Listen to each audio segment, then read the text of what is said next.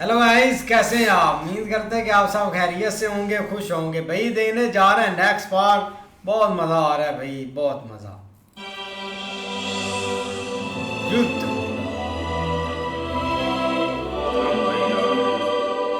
वो आया बेबी। मैं तो भूखा ही रह गया। आए इस पर भी नजर भूखा है। रह गया भाई, वो भी देख रहे हैं भाई। अरे पर मैंने लड्डू दिए थे ना तेरे। वो सारे लड्डू तो अर्जुन नकुल और सहदेव मिलकर खा गए।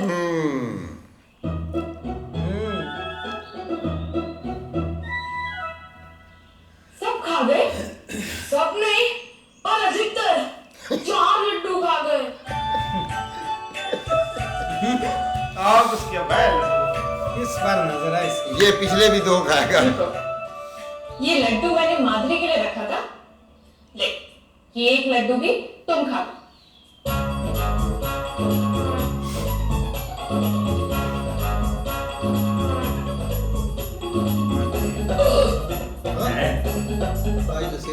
मैं नहीं करता क्यों माता? तो जब तुम मुझे खिलाती हो तो तुरंत ही तृप्ति हो जाती है। क्योंकि मेरे हृदय की तृप्ति तुम्हारे पेट को हो जाती है। और मेरी तो सबसे बड़ी तृप्ति यही है कि मैं मेरे 5 पुत्रों को अपने हाथ से खिलाऊं। चलो तुम लोग भी आकर अब भोजन कर लो, नहीं तो इसकी तृप्ति तो क्षण भर की होती है।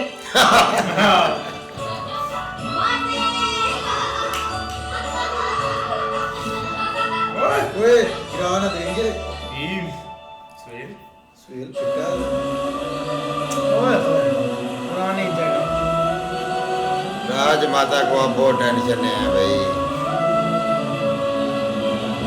वो इतना चीज में किया देगी भी ये।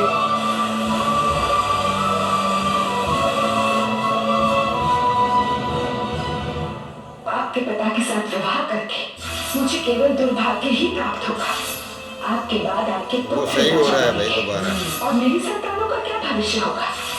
किंतु महाराज शांतनु को दोनों में से कोई एक ही सुख प्राप्त हो सकता है। पुत्र के साथ राजभवन में रहने का सुख, अथवा पत्नी के साथ इस छोटे से घर में रहने का सुख। नहीं देवी, मेरे पिता को दोनों सुख प्राप्त होंगे, और वो भी एक साथ। मैं माता गंगा का पुत्र अपनी माता की पवित्रता की शपथ लेता हूँ। मैं हस्तिनापुर का राजा नहीं, दास बनकर अपना जीवन व्यतीत करूंगा। ये वचन लिया था इसने भाई। अब याद आ रहा है ना। मैं निर्मित नहीं करूंगा, आजीवन ब्रह्मचर्य का निर्वाह करूंगा।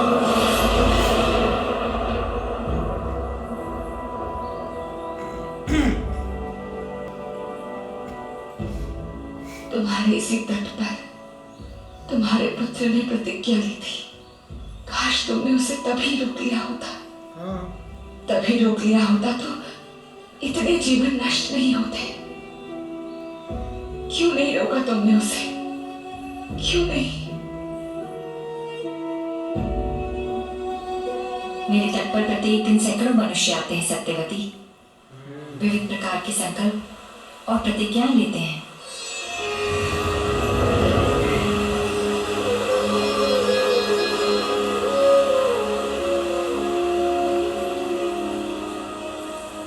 मैं यदि सबको रोकने लगी तो सृष्टि कैसे चलेगी सत्यवती?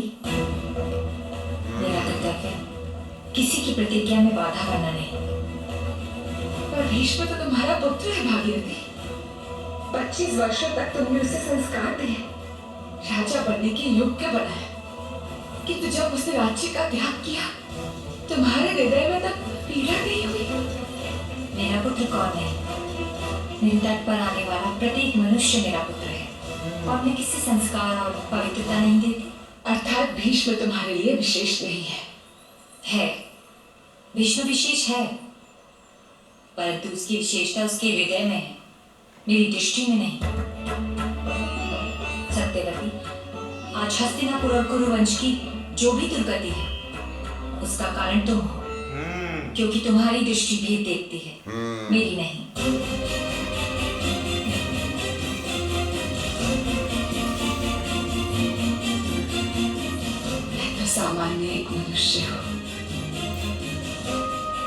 भली भांति अमर नहीं हूं मैं।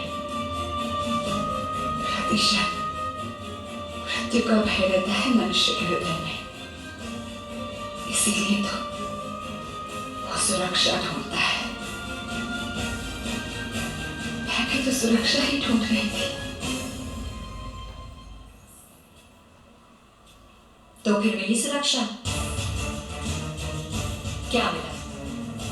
जीवन भर का संघर्ष और वृद्धावस्था में अपमान, कोटि कोटि प्रजाजनों का विश्वास और श्राप। जल के पात्र में नमक डालो या शक्कर, ये निर्णय तुम्हारा होता है, परंतु अगर एक बार निर्णय ले लिया तो उसे उल्टाया नहीं जा सकता सत्यवती। मैं जानती हूँ भागीरथी, भूल मेरी ही थी,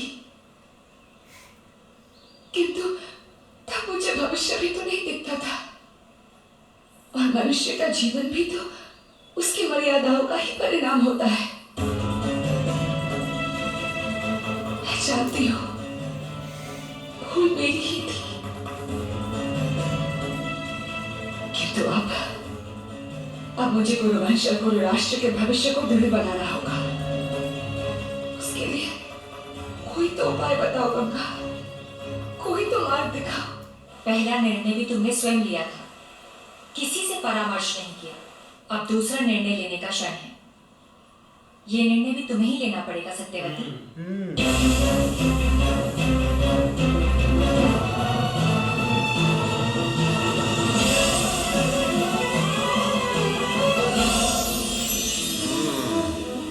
बुद्धि निर्णय लेने पड़ेंगे साहब।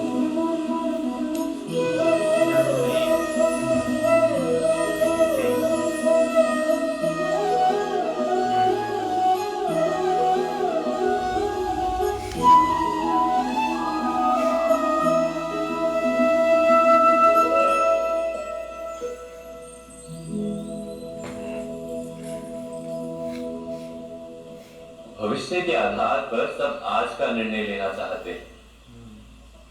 भविष्य में सुख मिले, भविष्य सुरक्षित हो, ऐसे निर्णय आज लेने का प्रयत्न रहता है सबका। आप अपने जीवन को देखिए, क्या आपके अधिकतर निर्णय के पीछे भविष्य का विचार नहीं होता?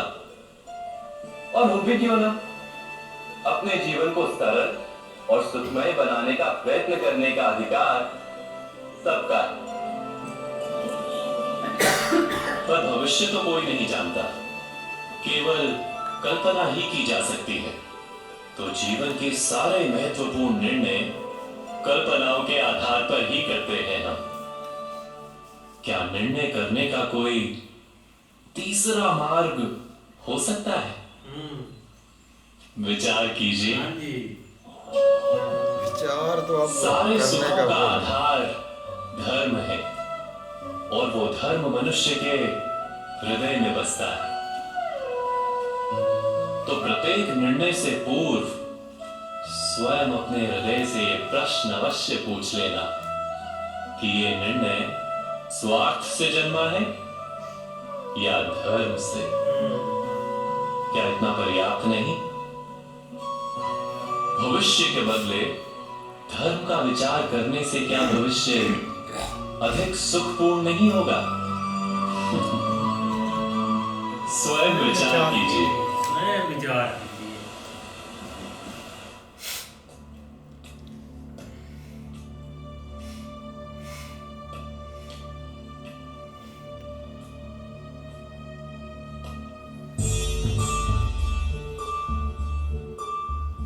प्रणिपात राजमाता। प्रणिपात राजमाता। कल्याण हो पुत्र। विदुर, प्रवास का आयोजन करो, कल प्रातः काल निकलना है। आप कहीं जा रही हैं? कर्तव्य का वहन करने भीष्म, जिसे मुझे कई वर्ष पूर्व ही कर लेना चाहिए था, किंतु तब मेरी स्वार्थी बुद्धि ने मुझे मेरे कर्तव्य का ज्ञान ही नहीं होने दिया। वस्तुतः जीवन भर नहीं होने दिया ये क्या, किंतु अब मुझे परिस्थिति में परिवर्तन लाना ही होगा। अर्थात राजमाता? विदुर, ये मेरा कर्तव्य था कि तुम जैसे बुद्धिमान पुत्र को मैं योग्य सम्मान दूं, किंतु नहीं बड़ी दिया। बड़ी सोचे आएंगी राजमाता। तुम्हारा परामर्श मुझे सदा ही अयोग्य लगा, पर आज मैं अपनी भूल जान चुकी हूँ विदुर। टाइम निकल गया। इसीलिए मैं तुम्हें अपने प्रवास पर अपने साथ ले जाने आई हूँ। हम दोनों जाएंगे पांडु के पास। ओए होए होए होए होए। पानी को बकवास आप ज्यादा है। टाइम पुरानी यादें भाई अब ताज़ा होगी, लेकिन भाई अब क्या कर सकते हैं, टाइम कभी भी नहीं रुकता, टाइम बदलते रहते हैं। लेकिन देखा जाए ना, अब हस्तिनापुर में काफ़ी चीज़ें ना डिस्टर्ब होंगी, और उसका रीज़न भी भाई खुद महाराज होंगे और उसके संतान होंगे। भाई सत्यवती को अब होश आ रही है। अब फायदा क्या, जब भाई सारा कुछ खराब हो गया काम, अब ये पांडु के पास जाने का फायदा भी नहीं है। उसके 5 बेटे हैं, अगर वो आए तो भाई युद्ध ही होगा और कुछ नहीं होगा। भाई पांडु के बेटा जो है ना, वो भीम जो है बड़ा, वो तो भाई जब इधर लड्डू तो अपने भाइयों को थोड़ा थोड़ा दे कर चला गया और खिला गया, लेकिन घर जाकर भाई उसने माता से फिर शिकायत की है कि मैं जो है ना, मैं भूखा रह गया हूँ, सारे लड्डू मेरे खा गए हैं। तो भाई राजमाता ने उधर उसको बुलाया है और बुलाकर भाई थोड़ा सा लड्डू उसके मुंह में डाला है, और उसने भाई ऐसे फुल हो गया है भाई भीम। तो भाई उसने बोला क्या हुआ, उसने बोला कि जब आप मुझे थोड़ा सा खाना खिलाती हैं ना, तो भाई मेरा पेट फुल हो जाता है।